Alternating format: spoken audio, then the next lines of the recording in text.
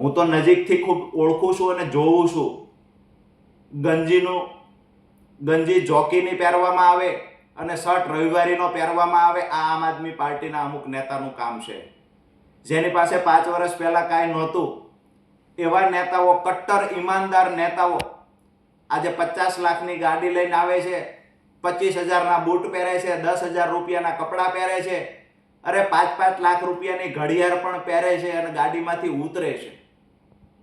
કટ્ટર ઈમાનદાર લોકોને કહીએ છીએ કે આ આવક ક્યાંથી થઈ ને એ પણ ગુજરાતની જનતાને કહેજો ને. જ્યાં સભા હોય છે ત્યાં કરોડો રૂપિયાનો ખર્ચ કરી લાખો રૂપિયાના બેનર, પોસ્ટર, હોર્ડિંગ લગાવવામાં આવે છે. આ તો ગરીબ પાર્ટી છે. પૈસા ક્યાંથી આવે છે એ પણ ચોખવટ કરજો. વિનંતી કરીએ છીએ કે ભૂતકાળમાં હળદળ વખતે તો અમારા ખેડૂતોની સહાનુભૂતિનો દુરુપયોગ કર્યો છે. ખેડૂતોના ખંભે રાખી અને રાજકીય રોટલા શેકવાના પ્રયત્ન કર્યા છે. ખેડૂત સંગઠન બનાવી રહેલા રાજુ કરપડાને બદનામ કરવાની કોશિશ કરી, ખેડૂત સંગઠનને તોડવાના પ્રયત્ન કર્યા છે.